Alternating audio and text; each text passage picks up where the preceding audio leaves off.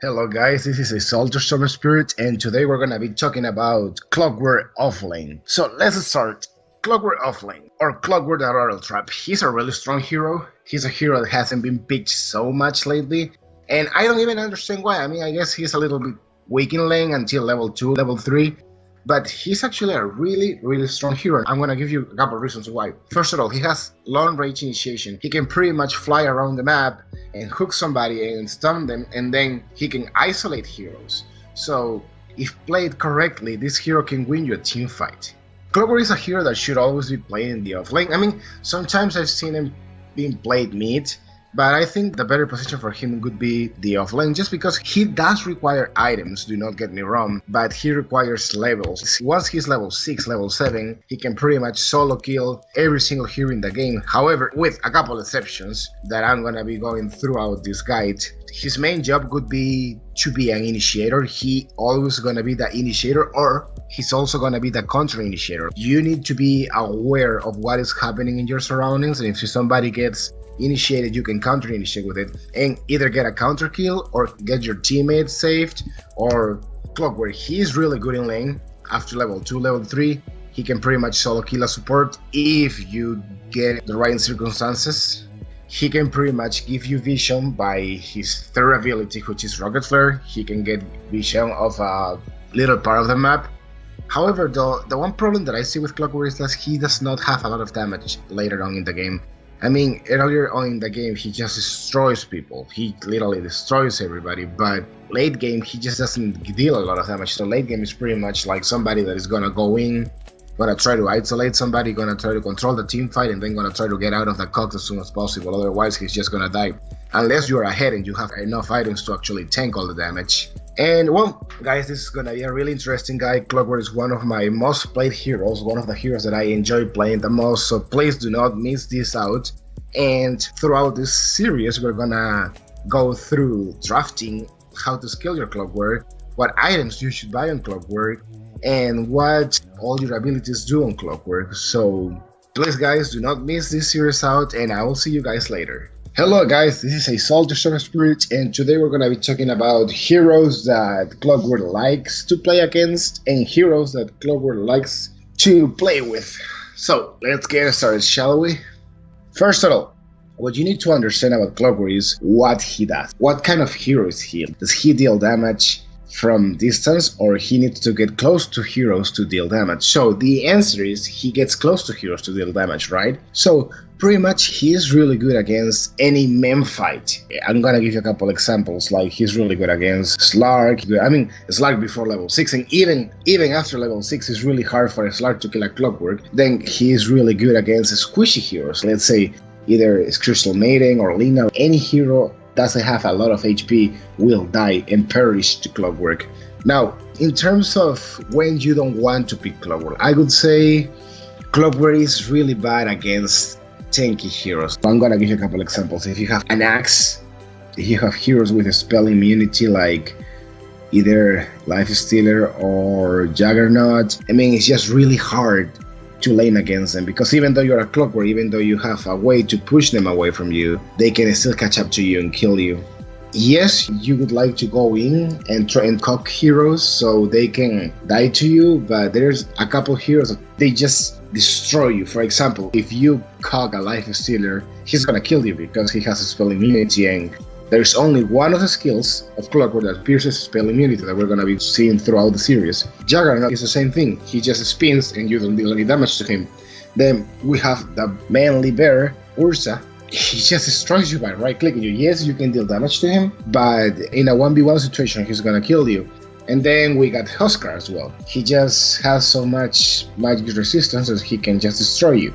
Another good example is Luna. Yes, Luna doesn't have a lot of range, but if Luna is level 6, you just cannot initiate on her because you are going to be tanking a lot of damage. Unless you have a plate mill. If you have a plate mill, Clockwerk is a way different hero. Clockwerk can actually go the Vi, guys. Clockwerk is one of those heroes that can actually go the Vi against a couple carries. So if you like to go the Vi, you definitely don't want to miss out this series. Heroes that actually escape or have an escape mechanism like Mirana, Animate, Stormspirit, or Queen of Pain, Clockwerk can be good against them before they actually escape or after they escape. Let's say you go on Mirana or you go on Storm Spirit, and as soon as they use their escape mechanism, you can predict where they're gonna go, and if you do that, they are dead no matter what. Clockwerk is also really, really bad against any base illusion heroes, or any heroes that can actually spawn illusions.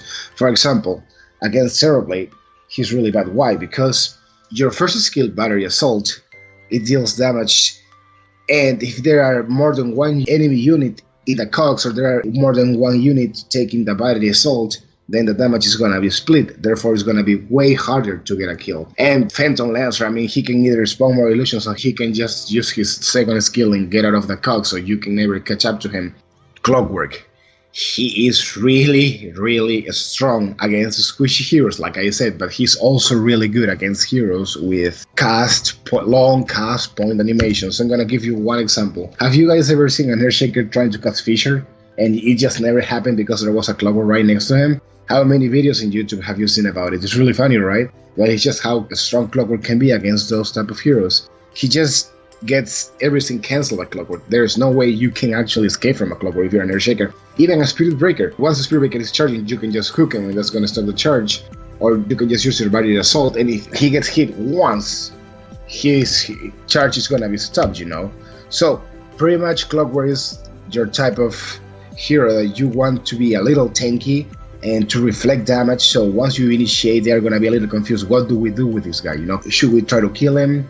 Should we not try to kill him? Should we just leave our ally to death? Or Clockwerk is gonna be one of those heroes that can destroy a teamfight, can win you a teamfight, can kill the enemy carry, he can kill the enemy carry, or can isolate the enemy carry and just win your teamfight by doing that. So, first of all, when do you want to have a Clockwerk? You want to have a Clockwerk whenever there's heroes with a skill shot abilities. For example, Mirana, you just cock somebody and Mirana can use Arrow, Invoker with Sunstrike, a Skywrath Mage with his ultimate. There's just so many combos you can pull off with Clockwerk. Kunkka with Torrent and Boat. He's also good with Jakiro for obvious reasons. Or even Enigma doesn't even have to use Black Hole. Enigma can just use Midnight Pulse, and the enemy hero that is inside the cogs is going to be taking so much damage that is just ridiculous. Now, he's also good with Elder Titan, Gyrocopter, and pretty much, I mean, Clockwerk is just really good with heroes that can follow up, you know? Heroes that can follow up to your initiation. Now, what carries Clockwerk wants to play with? A Sniper, Draw Ranger, Londroot, heroes with a lot of range. If you have in your team heroes with a lot of range, then you can just cock somebody and your carry is gonna destroy the hero. He is really good to isolating heroes, so if you have a Sniper, a Londroot, a Wind Ranger, or somebody who can deal damage from a reasonable distance, you are pretty much good to go. Clockwerk, he doesn't really synergize well with melee carries. You don't want to have a Clockwerk in your team if your carry is melee, like either Sven, Wraith King, or any hero that actually needs to get close. I mean, PA is good because PA can actually close a gap. She can just blink a strike and go inside of the cogs. If it's not the right situation, you don't want your PA to be inside of the cogs with 5 enemy heroes inside of it, you know? But it's not gonna be as strong as if your carry is a range hero. Now, Clockwerk pretty much, he's good in a dual lane because he can just kill an enemy support once he's level 2, level 3. That would be the first moment when he becomes one of the strongest heroes in the map. Level 2, level 3, just because he has the potential to deal so much damage at such an early stage of the game. And you don't want to pick your Clockwerk really soon. I mean, you want to pick it either 3rd or 4th pick because they can actually counter you. They can counter you just by picking a Juggernaut, as simple as that. They can just counter you just by using a Life Stealer. They can even counter you just by using any hero that can actually escape, like Morphling. Even though Morphling has really low range, he can pretty much just escape from you. So you want to pick him either, I would say 3rd or 4th pick is when you want to pick your Clockwerk. Well guys, this is all for today, and I hope I'll see you guys really soon. Bye bye!